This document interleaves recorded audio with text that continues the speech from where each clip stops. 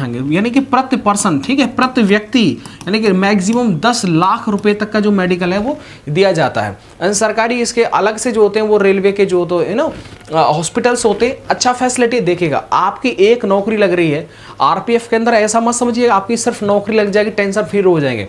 एक नौकरी पूरे देखो पूरे परिवार को बचा सकता है भाई, रियल बता रहे हैं। अगर आप एक सामान्य परिवार अगर एक बड़ी मुसीबत में फंस जाए, मान लो किसी को ऐसा हो ना, कैंसर हो गया, ठीक है ना, मान लो कैंसर हो गया, HIV हो गया, एड्स हो गया, ये सारी बीमारियां ऐसी हैं जब अपने घातक रूप में ले लेती हैं तो फिर आप खेत भी बेच जाए, मकान भी बिक जाएगा, लेकिन उसका जो उतना पैसा जो है आप नहीं दे सकते।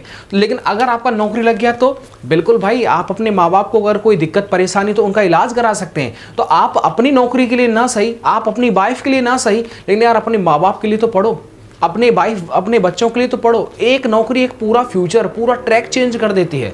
उनकी यारी दोस्ती, उनके साथी में जो उसके फ्रेंड सर्कल होते हैं, बच्चों का आगामी भविष्य होता है यार, पूरा चेंज हो जाता है। तो क्यों ना हम अपने इस चीज़ को थोड़ा दिल पर बिठाएं कि आपकी एक नौकरी आपके बूढ़े माँ बाप की आंखों में, किसी को आंखों की प्रॉब्लम है, आंखों में मोतियाबिंद का ऑपरेशन हो गया, बहुत गरीबी से गुजर रहे हैं, आपकी एक नौकरी उनके मोतियाबिंद का ऑपरेशन भी करवा सकती है। आंख में कान में फ्रैक्चर है, कोलू में फ्रैक्चर है, कहीं पर भी हो, हर चीज का, यानी आपकी एक नौकरी आपके माँ बाप, आपके बच्चे एंड आपकी फैमिली सबका ट्रैक चेंज कर देगी। बताओ आप नौकरी करेंगे तो आपका बच्चा सरकारी में पढ़ेगा, जी बोलो हाँ या ना? नहीं पढ़ेगा ना, अच्छे विद्यालय में पढ़ाएंगे। जब वो अच्छे विद्यालय में पढ़ेगा तो अच्छी नौकरी लगेगा, अच्छी नौकरी लगेगा तो सीधी सी बात है कि आपने स्टार्ट किया था, अब आपके बच्चे आगे उसे लेकर के जा रहे हैं। तो इसलिए ध्यान रखना, ये नौकरी आपको बार बार नहीं मिलेगी एंड भाई बहुत इज्जत से दिल से इसके लिए मेहनत करना, तैयारी करना। भगवान भरोसे देखो जो होगा वो देखा जाएगा, लेकिन समय रहते आप न पढ़ पाए और आपने सिर्फ इस चीज को देख लिया, कोई नहीं पिछली वाली भर्ती में भी रह गया था, इसमें भी रह जाऊंगा, क्या फर्क पड़ता है मेरे भाई, भर्तियां बार बार नहीं आती हैं। इस चीज को आप ध्यान रखो, ये ऐसी नौकरी है, रेलवे में मस्त नौकरी, घर से भी नौकरी कर सकते हैं, इसलिए थोड़ा सा प्लीज ध्यान दीजिएगा।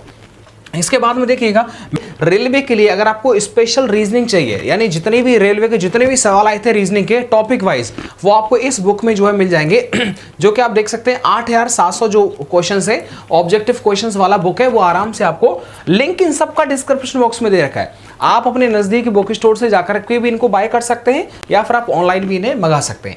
इसके बाद में देखो 23 सेट का सब इंस्पेक्टर का ये सॉल्व पेपर है, तो पुराने पेपर जरूर लगाना प्रीवियस ईयर के, तभी आपको पता चलेगा एक्चुअल पेपर आता कैसा है।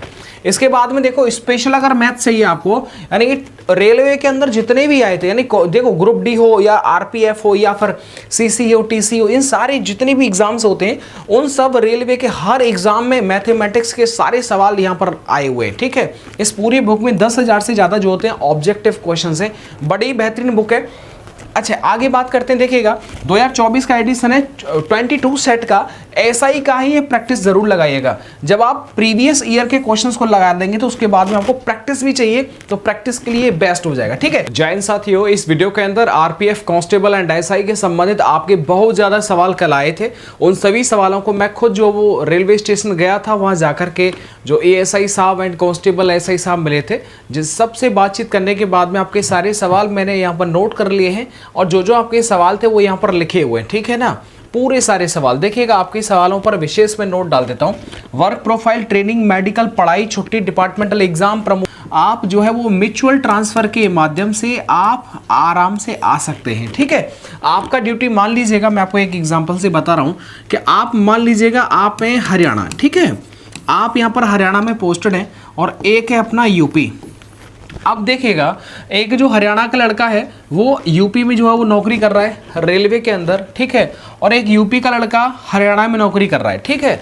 अगर ये दोनों एक दूसरे से सहमत होते हैं एक दूसरे की जगह आने जाने के लिए, तो आराम से इसे बोलते हैं म्यूचुअल ट्रांसफर, ठीक है, इसे बोलते हैं म्यूचुअल ट्रांसफर। ये आराम से, ऐसा नहीं है कि मतलब इसके लिए कोई समय अवधि हो, आराम से मैंने उनसे यही पूछा साहब इसके लिए कोई समय अवधि होती है कि म्यूचुअल ट्रांसफर के लिए, बोले कि ट्रेनिंग के बाद में, ऐसा नहीं, ऑलमोस्ट ट्रेनिंग खत्म होने के बाद में तुरंत अपना म्यूचुअल ट्रांसफर करवा सकते हैं। आप मान लीजिए अगर आप यूपी से आपका नौकरी लगा है तमिलनाडु या फिर आपके केरला में, तो वहां से भी अगर वहां का कोई लड़का आगरा में है तो आपस में दोनों बातचीत करने के बाद में और म्यूचुअल ट्रांसफर हो जाएगा, ठीक है। तो ये हो जाएगा, तो हरियाणा वाला लड़का जो है वो आराम से हरियाणा में आ जाएगा और यूपी वाला लड़का यूपी में चला जाएगा। इस तरीके से ये म्यूचुअल ट्रांसफर का आपका जो सवाल था वो म्यूचुअल ट्रांसफर पर ही डिपेंडेंट था। उम्मीद करता हूँ गौरव आपको समझ में आ गया होगा। तो देखिएगा अब इनका सवाल ये है कि साहब देखिएगा आरपीएफ एसआई की ड्यूटी क्या होती है। देखिएगा आरपीएफ एसआई, आरपीएफ में एसआई हो, ठीक है, सुनिए मेरी बात, आरपीएफ में एसआई हो या एएसआई हो, ऑलमोस्ट काम जो होता है, ड्यूटी होता है, ऑलमोस्ट सामान्यतः बराबर होता है। जहां एसआई नहीं होता है वहां पर एएसआई काम करता है, ठीक है। तो अब दोनों के काम प्रोफाइल क्या होता है, देखो सबसे ज्यादा जो समय पढ़ाई के लिए मिलता है वो कांस्टेबल के लिए मिलता है, न कि एसआई के लिए, पहली बात समझिएगा। और एसआई ऑलमोस्ट 24 घंटे के लिए तैयार रहता है।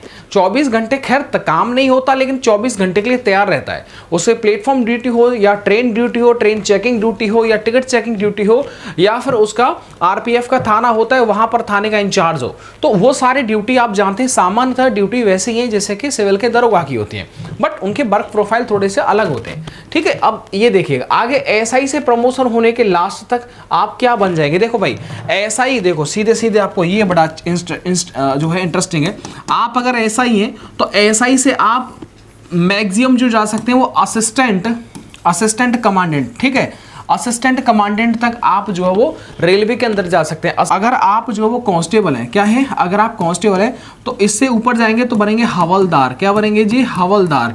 इससे ऊपर जाएंगे तो बनेंगे एएसआई और इसके ऊपर एएसआई, ठीक है। सामान्यतः एक कांस्टेबल का जो प्रमोशन होता है, सामान्यतः अगर कोई वो डिपार्टमेंटल एग्जाम नहीं देता है, अगर वो सीनियरिटी बेसिस पर प्रमोशन पा रहा है, तो लगभग जो है वो आराम से हवलदार और लास्ट बहुत कृपा हो जाएगी तो एएसआई बन जाएगा।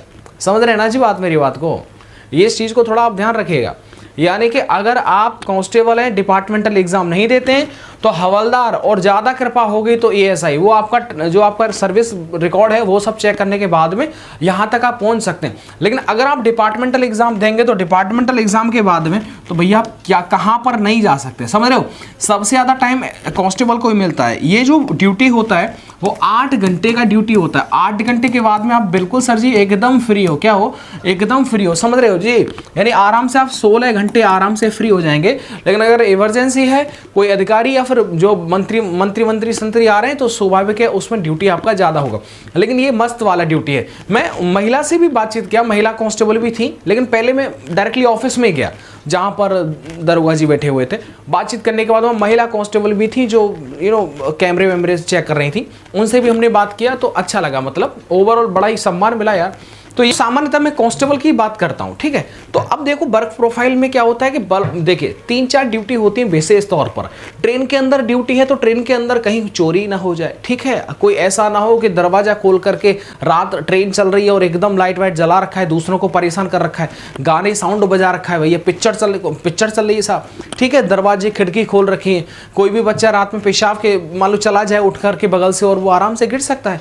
तो ये सारी ड्यूटी जो होती है कि सारे जो ट्रेन के दरवाजे हैं वो सब बंद रहने चाहिए, खिड़कियां almost according to weather, and साथ ही में फैन की पोजीशन क्या है, सर्दियों में बंद रहने चाहिए। साथ ही में अगर मैं बात करता हूँ लाइट की, तो ये सब ड्यूटी जो होता है वो रहता है। चोरी ना हो, किसी का सामान इधर से उधर ना चला जाए, कोई लड़ाई झगड़ा ना हो जाए, ये जो होता ट्रेन के अंदर होता है। अगर प्लेटफॉर्म की बात करता हूँ तो प्लेटफॉर्म पर डिपेंड करता है कि ट्रेन के ज्यादातर ये ट्रेन चेकिंग के दौरान इनका यूज किया जाता है आरपीएफ कांस्टेबल का। या फिर देखो ट्रेन कब आ रही कब जा रही है उसका पूरा जो शेड्यूल है वो लिखना होता है एक कॉपी में, जो कि स्टेशन मास्टर को प्रोवाइड करना होता है, ठीक है ना, यस और नो। इसके साथ ही में डॉग स्क्वाड भी होता है, इसी का डिपार्टमेंट होता है, लेकिन वो ट्रेनिंग के बाद आगे से छट जाता है। कमांडो का सवाल था, आरपीएफ में कमांडो होते हैं, बिल्कुल होते हैं जी, उनका भी मैं आपको जवाब दे रहा हूँ। समझ में आ गया। तो ये तो एक बर्फ प्रोफाइल हो गया। इसके बाद में देखिएगा ठीक है, तो और देखिएगा अगर आप स्टेशन पर हैं तो स्टेशन पर कहीं ऐसा ना हो कि जो यात्री हैं वो पटरियों पर दौड़ रहे हैं, भाग रहे हैं, इस सब को जो है रोकना है इस चीज़ का। इसके बाद में अगर मैं बात करता हूँ, आपका ये वर्क प्रोफाइल हो गया। इसके बाद में ट्रेनिंग का बात करता हूँ। ट्रेनिंग जो होता है वो 6+3 यानी कि 6+3 6 महीने का तो जो होता है वो एक जो आपका जो ट्रेनिंग होता है, साथ ही में 3 जो होता है वो ग्राउंड वाला ट्रेनिंग होता है, यानी आपको ड्यूटी पर भेज दिया जाता है। समझ में आ गया। तो ये ओवरऑल 9 महीने का ट्रेनिंग होता है। इसके बाद में देखो मेडिकल की बात करता हूँ। मेडिकल फैसिलिटी आपको पता है रेलवे के अंदर बहुत अच्छी है, आप चाहे कांस्टेबल ग्रुप डी में हो या आरपीएफ हो या आरपीएसएफ में हो, मेडिकल फैसिलिटी आराम से, मतलब 1 साल के लिए लगभग आप जो है वो 1 पर्सन पर 10 लाख, मतलब मैक्सिमम 10 लाख तक जो है रुपया मिलता है आपको। 1 साल में 10 लाख तक आप खर्च कर सकते हैं एक पेरेंट पर। देखिएगा मान लीजिएगा ये आप हैं और ये आपकी जो है वाइफ है, ठीक है।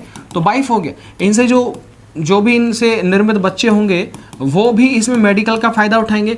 साथ ही में जो आपके माँ बाप हैं, ठीक है, आपके जो माँ बाप हैं वो भी इस मेडिकल का पूरा फायदा। मेडिकल बता दिया। पढ़ाई के बारे में देखो, कांस्टेबल में ज़्यादा समय मिलता है, 8 घंटे के बाद 16 घंटे फ्री, लेकिन एसआई में थोड़ा सा कम समय मिलता है। अब एसआई तो ऑलरेडी यार जो देखो जो भी अफसर वाली लाइन आ गई, ठीक है, जहाँ पर भी ऑफिसर आ गया, सब इंस्पेक्टर जो इंस्पेक्टर आ गया, समझ लो कि वहाँ पर ड्यूटी टाइमिंग का कोई मैटर नहीं करता है, फिक्स ड्यूटी थोड़ी होती है। ये कोई क्लर्क की बाबू की नौकरी थोड़ी है कि सुबह आएंगे 10 बजे 9 बजे और शाम को चले जाएंगे 4-5 बजे, ऐसा नहीं होता है, ठीक है। तो ये चीज़ें। छुट्टियों की बात करता हूँ, देखिएगा 30 जो होता है वो CL मिलता है और 31 जो होता है वो EL मिलता है। मतलब टोटल बात करते हैं तो 61 जो होता है छुट्टियां होता है।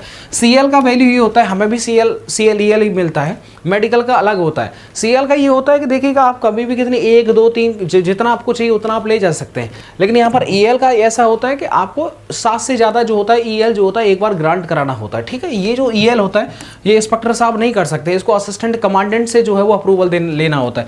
लेकिन CL जो है तो CL जो होता है वो आपके इंस्पेक्टर साहब ही आपको दे सकते हैं। पूछा था, डिपेंड करता है वो एम्प्लॉय मतलब कितने स्टाफ कितना चल रहा है उस हिसाब से। ड्यूटी देखो ऐसा नहीं है सिर्फ 8 घंटे की हो, 12 घंटे की भी हो जाती है, डिपेंड करता है स्टाफ के ऊपर, ठीक है। 8 घंटे की 12 घंटे की ज़्यादा स्टाफ होगा तो आराम से 8 घंटे की हो जाएगी। देखो डिपार्टमेंटल एग्जाम छोटा सा प्यारा सा मुन्ना सा, ये आप देखें, बता रहा हूँ मैं आपको डिपार्टमेंटल एग्जाम, ठीक है। ये अच्छा क्वेश्चन है, मैं फटाफट से इसे देखो। डिपार्टमेंटल एग्जाम में मैंने पूरा जो है वो एकदम नोट किया है। देखिएगा डिपार्टमेंटल एग्जाम में एक होता है JDCE, एक होता है LDCE और एक होता है सीनियरिटी बेसिस, ठीक है, सीनियरिटी बेसिस। ये आप समझिएगा ये होता क्या, देखिएगा यानी डिपार्टमेंटल एग्जाम में 3 तरीके से जो होता है वो आप प्रमोशन के माध्यम से जा सकते हैं। एक तो ये होता है कि आप कोई भी एग्जाम बना दो और आराम से आपका सीनियरिटी बेसिस पर धीरे धीरे आपका सर्विस जैसे जैसे गुजरता जाएगा वैसे वैसे प्रमोशन आपका होता जाएगा, ठीक है। एक होता है GDCE और एक होता है LDCE, दोनों में अंतर समझिएगा आप। देखिएगा होता क्या है, GDCE से होता है कि आप अपने से बड़े पद के लिए आप डिपार्टमेंटल एग्जाम दे सकते हैं। अच्छा, ये भी LDCE भी ऐसा ही होता है। इन दोनों में अंतर क्या होता है, देखिएगा दोनों में अंतर ये होता है कि जो GDCE है इसमें आपको खास कोई एक्सपीरियंस की जरूरत नहीं पड़ता, ट्रेनिंग के बाद ही आप इस एग्ज़ाम को दे सकते हैं। आपका लक है, आपने मान लीजिएगा इस जो है आराम से जुलाई में, मान लो दिसंबर में आपने ट्रेनिंग खत्म कर लिया एंड आपका डिपार्टमेंटल एग्जाम आ गया मार्च में, तो आराम से आप लकी है ना, पढ़ाई वही काम आएगा, आराम से निकाल देंगे। आराम से आप कांस्टेबल से या फिर ग्रुप D से भी आप बहुत ऊंचे पद पर जा सकते हैं। यहाँ पर देखो, लेकिन LDCE जो होता है इसमें एक्सपीरियंस मांगा जाता है कम से कम 8 से 10 साल का, ठीक है। इसके बाद में ही आप इसे अप्लाई कर सकते हैं। आप अगर कांस्टेबल हैं तो सीधे डायरेक्टली आप ऐसा ही बन जाएंगे, ठीक है। लेकिन पेपर भी अच्छा खासा आता है। मैंने उनसे पूछा था सर पेपर कैसा आता है भाई, उन्हें पेपर अच्छा आता है भाई, ठीक है। तो दोनों ही जो होता है एग्जाम होते हैं GDCE एंड LDCE। देखो रेलवे के अंदर ये बहुत अच्छी बात है, आप ग्रुप D हो या कांस्टेबल हो या कोई भी हो, दोनों ही बेहतरीन होता है। डिपार्टमेंटल एग्जाम दो और सीधे बन जाओ। और फिर मैं प्रयास करूंगा अगली वीडियो को आज मैं यहीं रोक देता हूं, खत्म करता हूं, मिलता हूं आपको नेक्स्ट वीडियो के साथ में। और यार वीडियो को जरूर लाइक कर दीजिएगा, बिना लाइक किए तो आपको जाना नहीं है, यही एक मोटिवेशन है। तो लाइक कर लीजिएगा एंड चैनल को कर लीजिएगा सब्सक्राइब एंड अपने सभी दोस्तों तक इस वीडियो को यार जरूर पहुंचा दीजिएगा। मन में कोई डाउट या सवाल है तो पूछ लीजिएगा। Thank you.